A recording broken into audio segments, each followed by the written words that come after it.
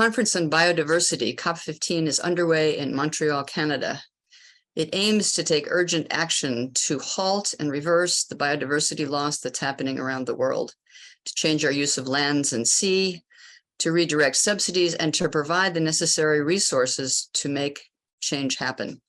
A critical proposal backed by 114 countries, not including the United States or the Vatican, is called the 30-30, setting aside 30% of the land and sea by 2030 for nature.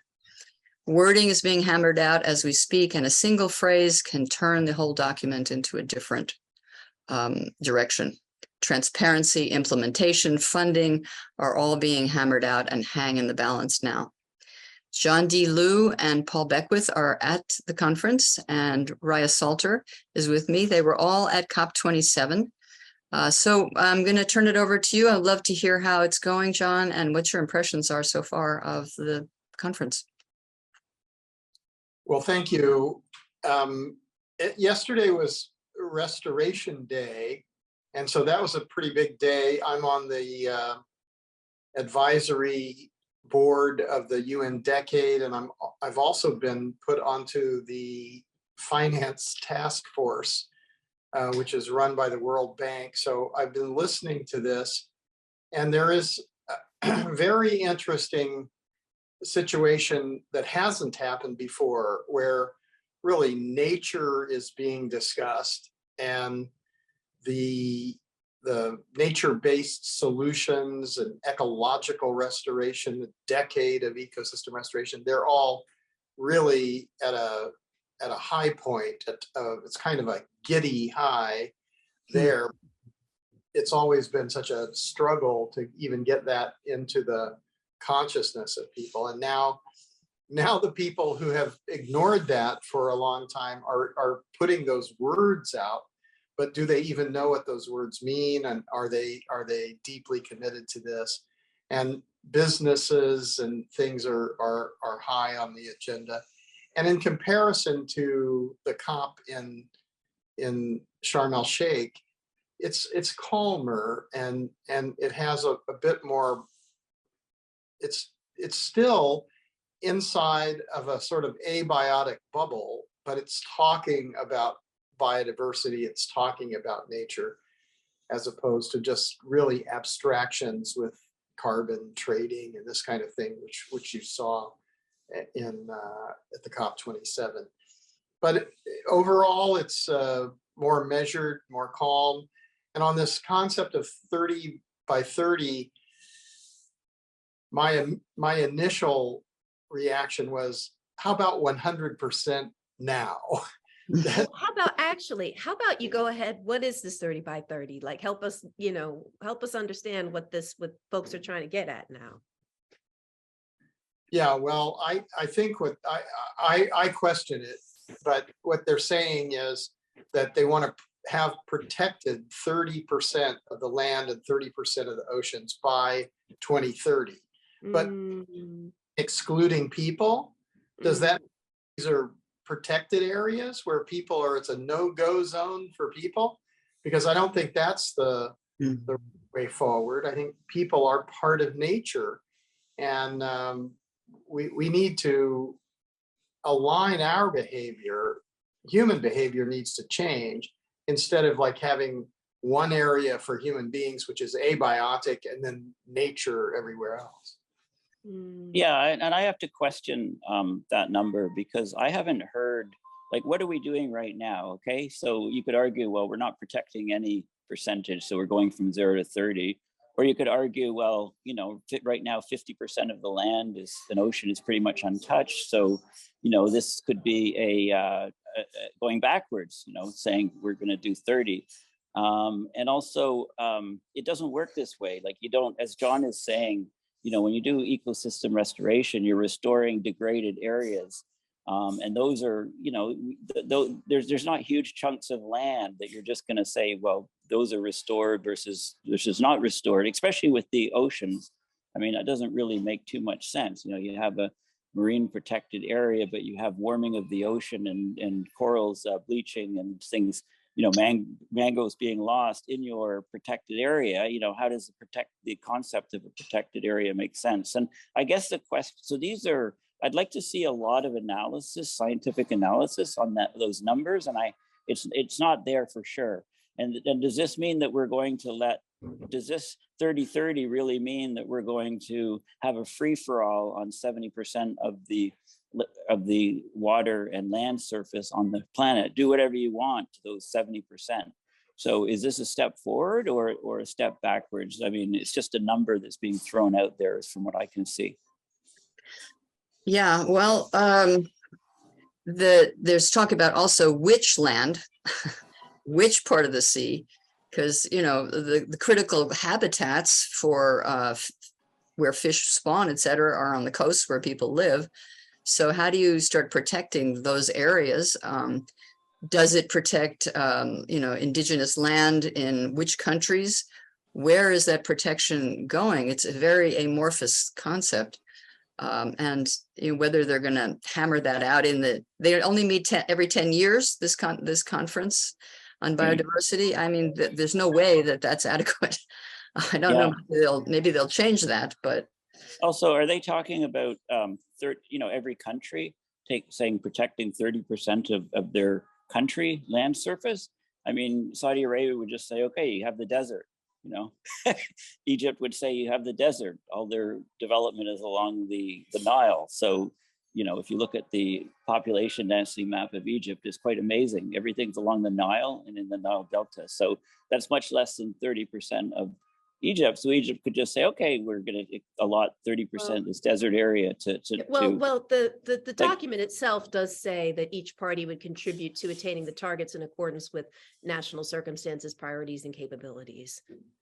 So I think but you have a point in terms of when you get into the weeds, everyone is going to, when everyone wants to say, yay, we're doing this great thing. And then when you get into the weeds, everyone wants to have an exception and have a way out. Right. And would be grappling to do that for sure. And then there are enforcement mechanisms. For example, on the ocean, it's very hard to monitor. There's lots of illegal fishing going on in the deep ocean. And who can go out there and police the ocean?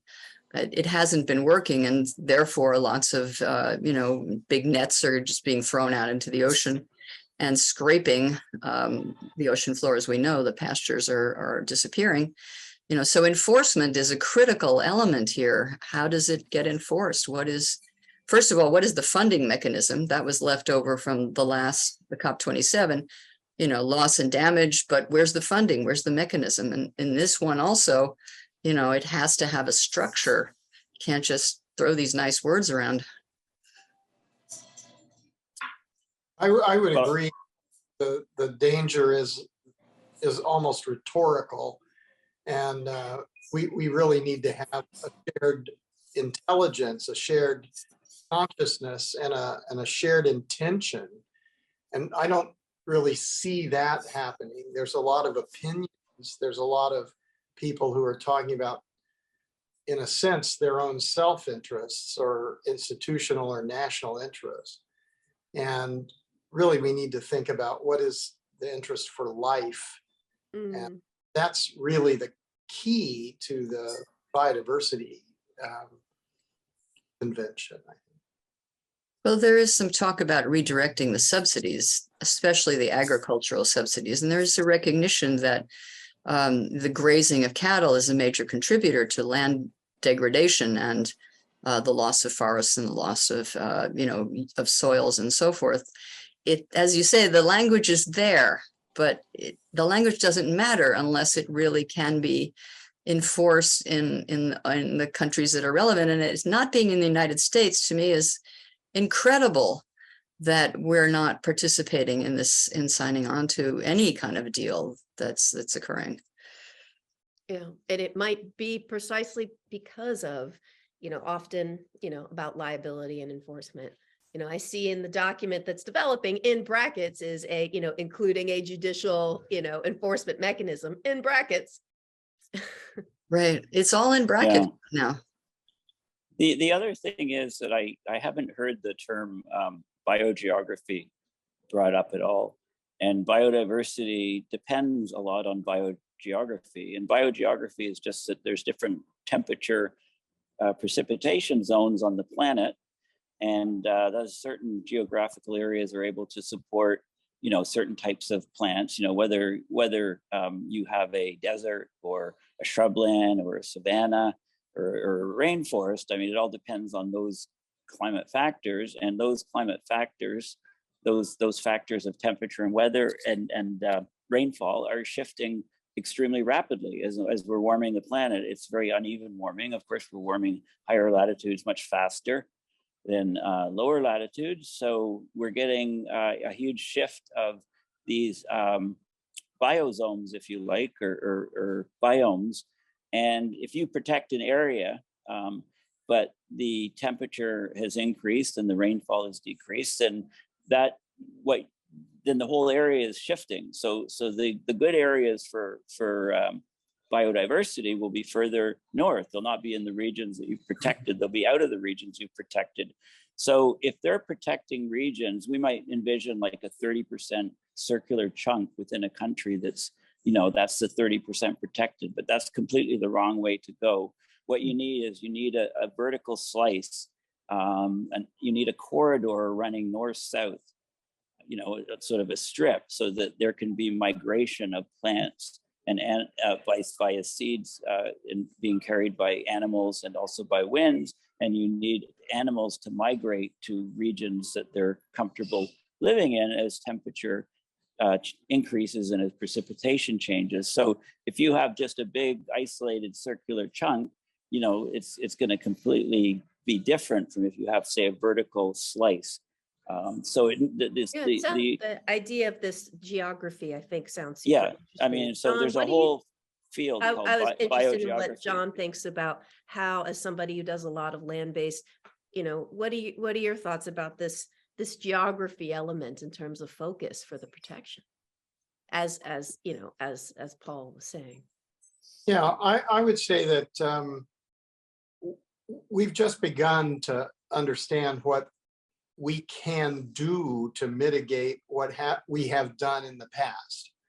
So if you look at temperature differentials on the surface of the Earth, you'll find out that we have altered these temperatures by enormous amounts, and we could, by reversing that impact, by revegetation, I would say. I wouldn't say reforestation, I would say revegetation.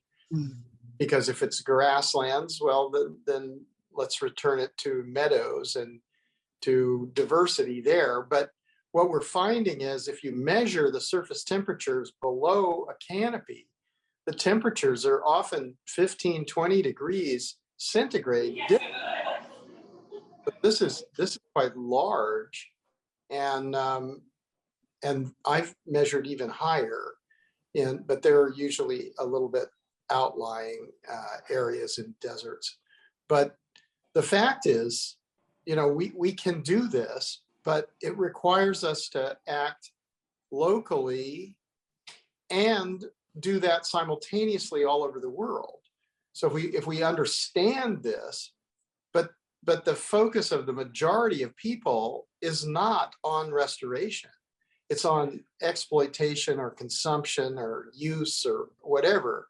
And so that is a function of the economy. That's a function of the economy saying that material transactions are more valuable than ecological function. And if we can get to a place where we actually value nature, and that's the basis of our economy, then that'll drive all human effort to protect and conserve, and wherever it's been degraded, to restore. And I think that's the answer for humanity if we're going to succeed. If we're just going to try to hold the line and say, well, whatever's happened in the past, that we have to accept. I don't think we have to. We don't have to accept colonization. We don't have to accept genocide or slavery. That's outrageous. What we have to do is make sure that all those who have lost their sovereignty and their ability to survive and be free humans, they have to have their human rights back. And those are the very people who stewarded the great forests and savannas and the vast herds of biodiversity. So, you know, when they have their rights back, they will lead us. And now we're saying that bankers are leading us, or real estate moguls or real estate developers are somehow creating wealth. They're creating ruins. 1,000 years from now, people will be digging through that junk and they'll go, what were they doing? So we really need to go back to a nature-based civilization. What do you see in there, like in terms of like who's there? I know I've looked at the news. There are a lot of, you know, indigenous groups there. There are protesters there. Who's at the table where y'all are at right now? Well, the next few days, the environment ministers of most of the countries are supposedly arriving, mostly for, you know, negotiations Thursday, Friday, Saturday, I guess, and continue to the end of the conference. So they've, you know, it's the policy people that have been there, the negotiators that have been there for the most part. You know, at the beginning, you know, it was you know, Trudeau was there, but China did not invite, you know, all the world leaders to attend. I don't know why not.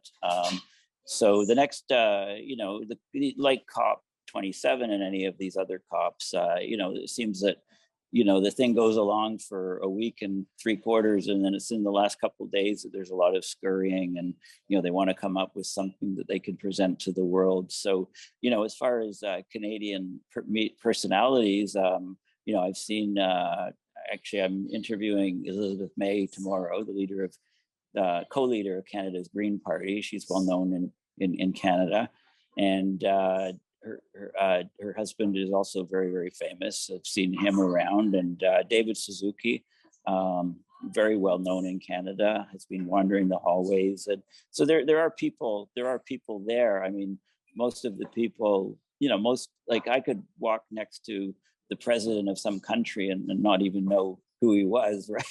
I mean, in COP27, I was having some beers at a party with the Polish contingent, and, you know, it was the mayor of Warsaw was one of the people, which I found out towards the end of the conversation. That was the night when the missile went over into Poland.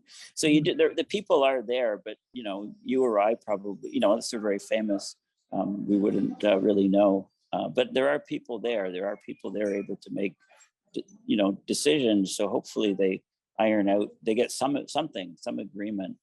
I think, you know, I think lots of people are still, you know, hoping that happens, but, you know, you really don't know until the conference ends. I think there's also something in that question about who's at the table. I mean, there are a lot of people at the COP, but I don't think a lot of those people are at the table. So, you know, they're not. It's easy to feel, you know, kind of, you know, and I mean, it's hard to say this, but, you know, I feel like an outsider, and yet I have positions in the UN, and I have, you know, lots of non-governmental and even academic work that's going on, and real restoration. I mean, we're talking about the decade of restoration. Well, we have 57 camps now in 6 continents doing this kind of work. And so most of the people who are talking about it, they don't have anybody in those places doing, you know, great growing soils or infiltrating water or you know, sort of supporting the return of biodiversity or encouraging increases in biodiversity. So somehow there needs to be this coming together of when we talk about policy, we talk about finance, we talk about communications. These are analogs. They're like looking at from the outside at the question of biodiversity or of ecological function. But when we're actually working on the ground, so the people who are growing compost, the people who are bringing back soil fertility, the people who are who are looking at watersheds and working in river basins to bring back infiltration and retention to have a stronger base flow rather than like a massive runoff, then those are the people who are understanding what's going on, and the height of the canopy to understand that where the solar radiation is interrupted is where the microclimates begin. And that's what holds the moisture close to the earth. So these kinds of concepts are conceptual until they're real. And so when people actually participate in doing them, that's why I think the camps movement has a lot for people, because if you just want biodiversity, I don't think it's going to come back. We click like on the internet or something, it's not really going to change anything. Right. But if we actually restore forests, we restore grasslands, we restore wetlands, we restore coastal regions, then we're doing it. And who's available to do that? This is one of the things that I brought up with the finance committee. The people who are available to do that are the most vulnerable people on the planet. And they've lost, in many cases, their lands and their human rights, their birthright. But if we can engage them, empower them, and employ them to do what needs to be done, they should be praised as leaders and as heroes.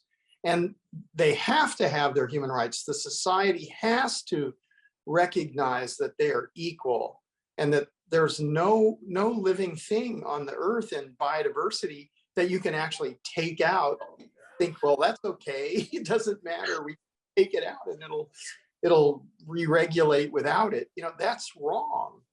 So we have this is a moment where there is a kind of possibility for change. So far, it's great, compelling potentiality, but how does it become the norm? How does that become what we do? So we're going to have to shift. If you look at that, that's a tiny percentage of the people who are growing soils, infiltrating water, and protecting biodiversity. That has to be everybody. The entire intention of human civilization going in that direction and away from going shopping. Well, John, it's ironic that you feel like an outsider when you are actually the inside of the movement. And, you are where it's really happening and where the real change is going on. I'm just so glad that you went to the biodiversity conference to inject some realism into that process. And let's hope that this process results in something positive for the world. It all is hanging so critically in a balance right now. We hope for the best for everybody who's there, and that they really take responsibility. And we'll see, how it turns out in the next few days. So thank you all for being here and for your report on COP15. Thank you for your work. Thank you for being there. Thank you so much. Thank you. Thanks.